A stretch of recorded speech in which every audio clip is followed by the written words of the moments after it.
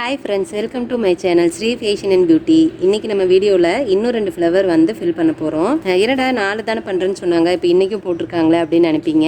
எனக்கு தோணுச்சு, நான் வந்து லோட்டஸ் போட்டப்போ ஃப்ளாட் லோடு தான் போட்டேன். பட் ஆனால் லோட்டஸ் எப்போவுமே நம்ம வந்து மேக்ஸிமம் ஃப்ளாட் லோடு போடவே மாட்டோம், எம்போஸ் தான் போடுவோம். அதுதான் வந்துட்டு ரொம்ப சூப்பராகவும் இருக்கும். அப்புறம் இன்னொன்று வந்துட்டு லீவ் ஸ்டிச் வச்சுட்டு ஃப்ளவர் வந்து எப்படி ஃபில் பண்ணுறது அப்படின்னு சொல்லிட்டு உங்களுக்கு காட்டலாம்னு நினச்சேன். அதனால் சரி இன்னும் 2 ஃப்ளவர் வந்துட்டு நம்ம வந்து டிசைன் பண்ணி காட்டுவோம் அப்படின்னு சொல்லிட்டு தான் சரி இன்னைக்கு பண்ண போறேன். ஸோ அதனால லாஸ்ட் வீடியோஸ் எல்லாம் வந்துட்டு நான் நிறைய எக்ஸ்பிளைன் பண்ணிட்டேன், நிறைய விஷயம் சொல்லிட்டேன். அதனால இந்த வீடியோல நம்ம அதிகம் பேசாம வெறும் ஸ்டிச்சஸ் மட்டுமே அதிகம் பார்க்க போறோம். பேச்சு கொஞ்சம் குறைச்சிக்கிறேன் நான் இந்த வீடியோல. ஓகேங்க, இந்த ஃப்ளவர் எப்படி ஃபில் பண்ணலான்னு பார்த்துலாங்களா? சரி முடிய சீக்கிரமா வீடியோக்குள்ள போயிடலாம்.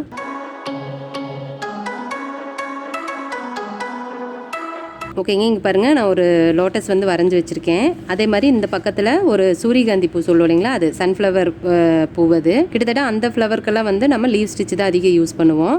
அதனால் நான் இந்த ரெண்டையும் வந்துட்டு இந்த வீடியோவில் வந்து நான் கவர் பண்ணிடுறேன். இப்போ லோட்டஸ் வந்துட்டு நம்ம எம்போஸாக தான் போட போகிறோம். எம்போஸாக போடுறதுக்கு நம்ம வந்து அடியில் பேஸுக்கு பைப்பிங் த்ரெட் கொடுக்க போகிறோம். இதை வந்துட்டு நம்ம இதுக்குள்ளார ஒட்ட போகிறோம். அது எப்படி ஒட்டுறதுன்னு சொல்கிறேன். ஃபர்ஸ்ட் என்ன பண்ணுறீங்க, த்ரெட் எடுத்துக்கோங்க. த்ரெட் எடுத்துட்டு இந்த டிசைனுக்கு எவ்வளோ தேவை அப்படின்னு வச்சு பார்த்துக்கோங்க. அதாவது ஒவ்வொரு பேட்டர்ன் எவ்வளோ லென்த் வேணும் அப்படின்னு வச்சு பார்த்துக்கோங்க. பார்த்து தான் கட் பண்ண முடியும். கரெக்டாக இந்த இடத்துல ரொம்ப இப்படி எஜ்ஜுக்கெல்லாம் கொண்டு போகக்கூடாது, கொஞ்சம் முன்னாடியே தான் வச்சுக்கணும். ஏன்னா அவ்வளோ எஜ்ஜுக்கெல்லாம் நம்ம வந்து த்ரெட்டு வந்து ஒட்டவே மாட்டோம். வச்சுட்டு இப்படி வச்சு பிடிச்சிக்கோங்க. பிடிச்சிட்டு இந்த இடத்துக்குள்ள கீழே இவ்வளோ தூரம் இதுக்கு தேவைப்படுதா, ஸோ இப்படி பார்த்துட்டு வெட்டிக்கலாம்.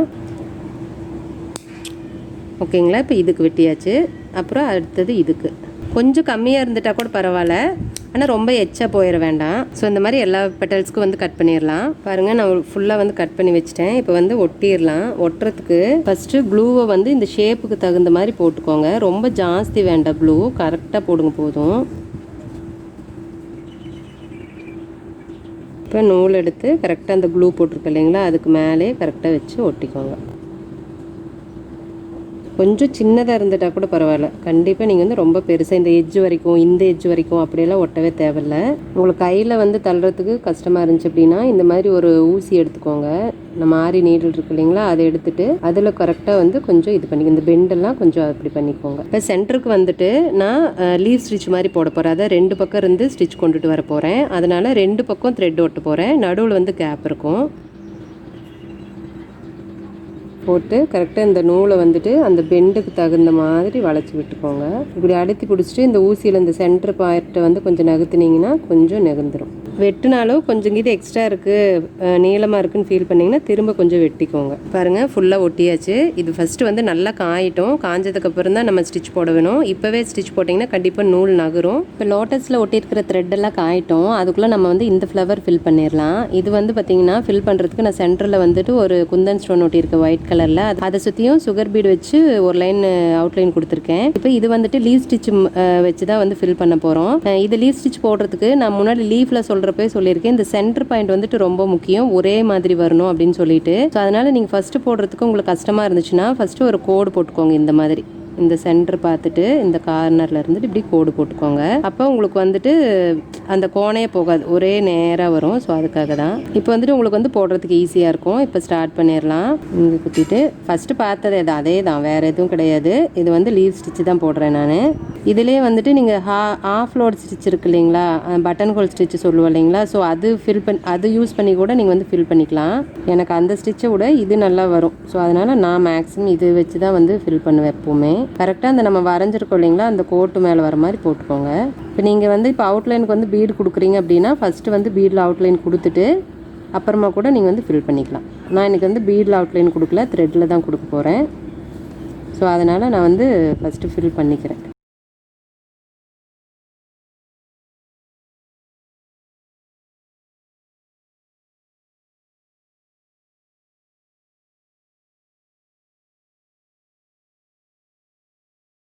இப்போ இங்கே நிறைய கேப் இருக்கிறதுனால இந்த கேப்புக்கு தகுந்த மாதிரி குட்டி குட்டியாக ஸ்டிச் போட்டுக்கலாம்.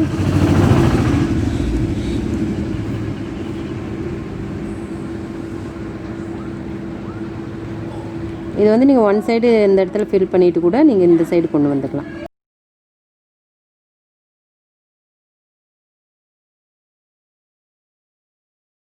ஓகேங்களா? இப்போ புரிஞ்சுதுங்களா உங்களுக்கு இந்த ஃப்ளவர் வந்துட்டு எப்படி ஃபில் பண்ணணுன்ட்டு? ஸோ இதே மாதிரி தான் எல்லா பெட்டல்ஸும் பண்ண போகிறோம். நான் அதை பண்ணிவிட்டு அதுக்கப்புறம் உங்களுக்கு காட்டுறேன். பாருங்கள், நான் ஃபுல் பெட்டலும் போட்டு முடிச்சிட்டேன். எவ்வளோ நெருக்கமாக இருக்குது பார்த்தீங்களா? ஸோ இந்த மாதிரி ஃப்ளவர் போடுறப்ப நல்லா இந்த மாதிரி நெருக்கமாக போடுங்க. அப்போ தான் நல்லாயிருக்கும். இல்லை சம்டைம் வந்துட்டு நம்ம கேப் விட்டும் போடுவோம். இதுக்கு நான் முன்னாடி சொன்ன மாதிரி பட்டன் ஹோல் ஸ்டிச் வச்சும் போடலாம். இப்போ இதுக்கெல்லாம் நான் அவுட்லைன் கொடுத்துட்றேன். அவுட்லைன் கொடுக்கறதுக்கு நான் ஜரி த்ரெட்டு தான் எடுத்திருக்கேன். ஸ்டார்ட் பண்ணிவிட்டு கரெக்டாக அந்த ஸ்டிச்சஸ் ஒட்டியே செயின் ஸ்டிச் போட்டுகிட்டே வர வேண்டியதான்.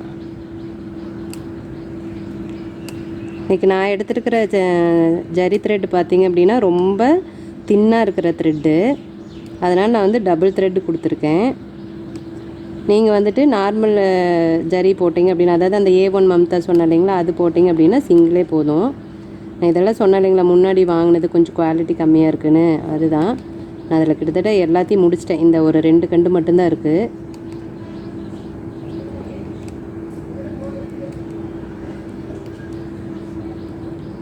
உள்ளே கொண்டுட்டு போயிட்டு திரும்ப அப்படியே ரிட்டன் திருப்பி கொண்டுட்டு வந்துடலாம்.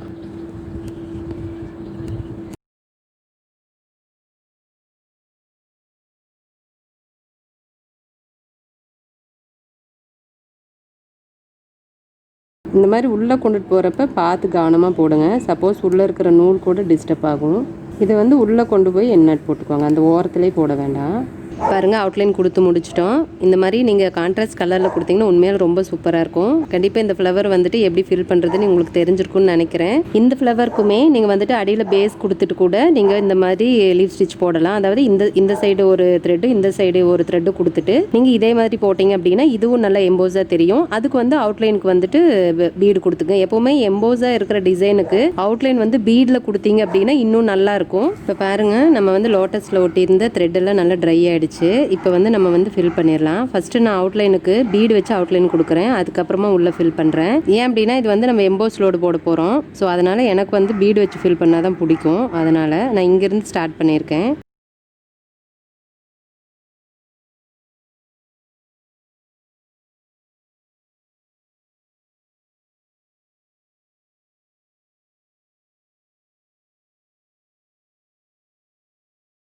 இப்போ லோட்டஸ்க்கு பீடு வச்சு அவுட்லைன் ஃபுல்லாக கொடுத்துட்டேன். உங்களுக்கு பீடு வைக்கிறது வந்து முன்னாடி நான் சொல்லியிருக்கேன். ஸோ அதனால தான் இப்போ வந்து நான் ஃபுல்லாக காட்டல. ஏன்னா லாஸ்ட்டு 2 வீடியோவும் ரொம்ப அதிக டைம் ஆகிடுச்சு. அதனால தான் இந்த வீடியோ வந்து கொஞ்சம் சீக்கிரமாக எடுக்கணும் அப்படிங்கிறதுக்காக தான் நான் வந்துட்டு இதெல்லாம் காட்டல. நீங்கள் வந்து பீடு எப்படி ஸ்டிச் பண்ணுறது அப்படின்னு சொல்லிட்டு நான் இதுக்கு முன்னாடி டுட்டோரியல் போட்டிருக்கேன். அதை போய் செக் அவுட் பண்ணிக்கோங்க. நான் வேணா உங்களுக்கு வந்து டிஸ்கிரிப்ஷனில் லிங்க் கொடுக்குறேன். அந்த வீடியோக்கு போய் பார்த்துக்கோங்க. இப்போ நம்ம உள்ளே ஃபில் பண்ணுறதுக்கு இங்கேருந்து ஸ்டார்ட் பண்ணுறேன். எப்போ மேலேருந்து ஸ்டார்ட் பண்ணுவேன். இன்றைக்கி இங்கேருந்து ஸ்டார்ட் பண்ணுறேன். மேலே வந்துட்டு இந்த பீடுக்குள்ளார த்ரெட்டு போடுற மாதிரி பார்த்துக்கோங்க.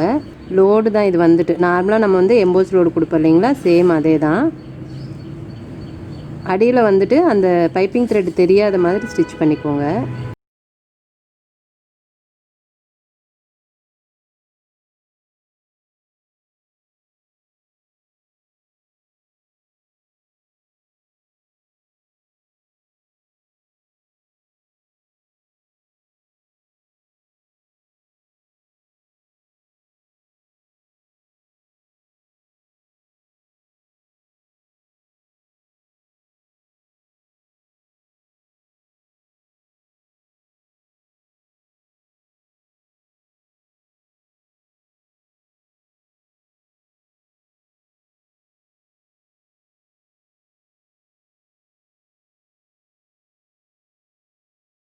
பாருங்கள், இந்த லுக் வந்துட்டு எவ்வளோ சூப்பராக இருக்குது பார்த்தீங்களா? ஸோ நார்மல் லோடுக்கும் இந்த மாதிரி எம்போஸ் லோடுக்கு இதுதான் வித்தியாசம். அதுவுமே வந்துட்டு இந்த பெட்டல் வந்து இவ்வளோ அகலம் இருந்தால் தான் இந்த எம்போஸ் நல்லாயிருக்கும். ரொம்ப ஜாஸ்தி, அதாவது இந்த அகலம் இருந்தாலே நீங்கள் வந்துட்டு இப்படி ஒன் சைடு போட்டிங்க அப்படின்னா அவ்வளோக்கா நல்லா இருக்காது. அதுக்கு என்ன பண்ணலாம் அப்படின்னா கொஞ்சம் நிறைய வந்துட்டு, அதாவது இப்படி லைனாக ஒரு 2 லைன் 3 லைன் வந்துட்டு பைப்பிங் த்ரெட் ஒட்டிட்டு அதுக்கப்புறமா நீங்கள் வந்து போட்டிங்கன்னா ஓரளவுக்கு நல்லாயிருக்கும். முடிஞ்ச அளவுக்கு நீங்கள் இந்த அளவுக்கு அகலம் இருக்கிற டிசைனுக்கு வந்துட்டு நீங்கள் பைப்பிங் த்ரெட் ஒட்டி எம்போஸ் போடுங்க. ஓகே, நான் வந்துட்டு இப்போ இதே மாதிரி இந்த எல்லா பெட்டல்ஸும் முடிச்சுட்டு நான் சென்டர் பெட்டல்ஸ் வரப்போ நான் உங்களுக்கு காட்டுறேன். பாருங்க, ஃபுல் பெட்டல்ஸும் போட்டு முடிச்சிட்டேன். இப்போ வந்து சென்டர் போட போகிறோம். சென்டரில் வந்துட்டு நம்ம லீவ் ஸ்டிச் போடுவோம் இல்லைங்களா, சேம் அதே தான் போட போகிறோம். அதுக்கு வந்துட்டு நூலை இந்த இடத்துல எடுத்துக்கணும். அதாவது இந்த த்ரெட்டுக்கு இந்த சைடு எடுத்துக்கணும்.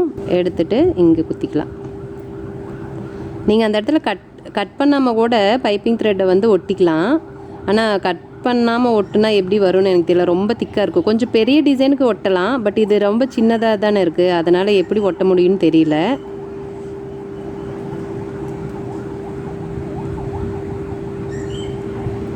நம்ம நார்மலாக வந்து லீவ் ஸ்டிச் எப்படி போடுமோ அப்படியே தான், அந்த பக்கம் ஒன்று இந்த பக்கம் ஒன்று மாற்றி மாற்றி போட்டுக்கலாம். நீங்கள் இந்த இடத்துல வந்துட்டு அந்த அடியில் வந்து பைப்பிங் த்ரெட் தெரியாமல் ஸ்டிச் பண்ணால் போதும். நீங்கள் கரெக்டாக இதே மாதிரி தான் கொண்டு வரணும், அதே மாதிரி தான் கொண்டு வரணும்னு எந்த ஒரு இதுவும் இல்லை. நீங்கள் இப்படி ஒன் சைடும் கூட தைச்சிட்டு வரலாம். நமக்கு வந்துட்டு அடியில் இருக்கிற பைப்பிங் த்ரெட் தெரியக்கூடாது, அதுதான் நம்மளோட மெயின் பாயிண்ட். பாருங்கள், அந்த இடத்துல கொஞ்சம் பிசுறு இருந்திருக்கு. நம்ம ஒட்டிட்டு அப்படியே தைக்கிறதுனால அந்த பிசுறு பார்த்திங்களா மேலே லைட்டாக தூக்கிட்டுருக்கு. ஸோ இதுக்கு தான் பிசுறு தெரியாமல் ஒட்டிக்கணும் அப்படின்னு சொல்கிறது. இல்லைன்னா நம்ம ஒட்டி முடிச்சுட்டு ஜிக்ஜாக் ஸ்டிச்சு நார்மல் த்ரெட்டில் ஒரு லைன் போட்டுக்கலாம். நம்ம வந்து இப்படி ஓரத்துலேயே வந்துட்டு பைப்பிங் த்ரெட் ஒட்டி இருக்கிறதுனால கொஞ்சம் இந்த பீடை தள்ளி போடுறப்ப கஷ்டமாக இருக்கும். ஆனால் பழகிட்டிங்கன்னா அது ஈஸி தான், ஒன்றும் பிரச்சனை இல்லை. நான் உண்மையில இந்த மாதிரி ஒன் சைடு போட்டிருக்கவே மாட்டேன். நானும் என்ன ஞாபகத்தில் போட்டேன்னு தெரியல, நான் அப்படியே போட்டு வந்துட்டேன். எப்போவுமே நான் 2 சைடு தான் போடுவேன்.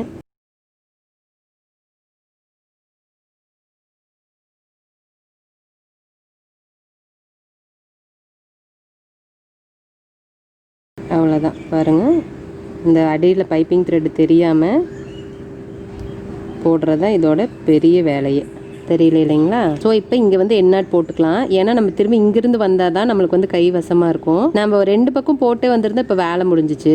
நானும் உண்மையாலும் உங்கள் கூட பேசிக்கிட்டு ஒன் சைடு போட்டுட்டு வந்துட்டேன். இதுக்குமே நீங்கள் வந்துட்டு பட்டன் ஹோல் ஸ்டிச்சு யூஸ் பண்ணிக்கலாம்.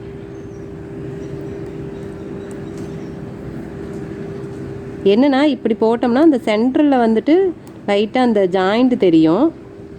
நம்ம 2 பக்கம் ஒரே மாதிரி போட்டு வந்திருந்தோம் அப்படின்னா அந்த ஜாயிண்ட் தெரியாது, அவ்வளோதான். பட் ஆனால் அது ஒன்றும் அவ்வளோ அசிங்கமாக தெரியாது கண்டிப்பாக.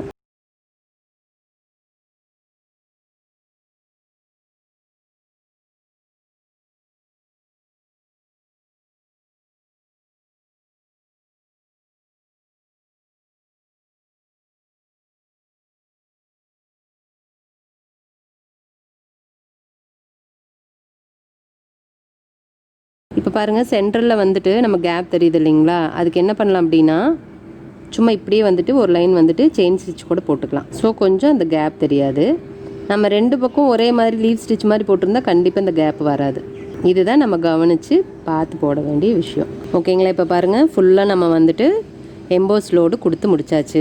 இப்போ இதோட லுக் பாருங்கள் எவ்வளோ சூப்பராக இருக்குன்னு சொல்லிட்டு. இதுக்கு வந்து நீங்கள் த்ரெட்லையும் அவுட்லைன் கொடுத்துக்கலாம், பீட்லையும் கொடுத்துக்கலாம், நம்ம இஷ்டம் தான். பீடில் அவுட்லைன் கொடுத்தா அதை சுற்றி ஒரு லைன் வந்து செயின் ஸ்டிச் போடுங்கன்னு சொல்லியிருக்கேன். அப்போ தான் அந்த லுக் வந்து நல்லா கம்ப்ளீட் ஆகும். இந்த மாதிரி இருந்தால் பார்த்தா மொட்டையை தெரிகிற மாதிரி இருக்கும். லோட்டஸ்க்கு வந்து இங்கேருந்து ஸ்டார்ட் பண்ணால் தான் எனக்கு வந்து கம்ஃபர்டபுளாக இருக்கும்.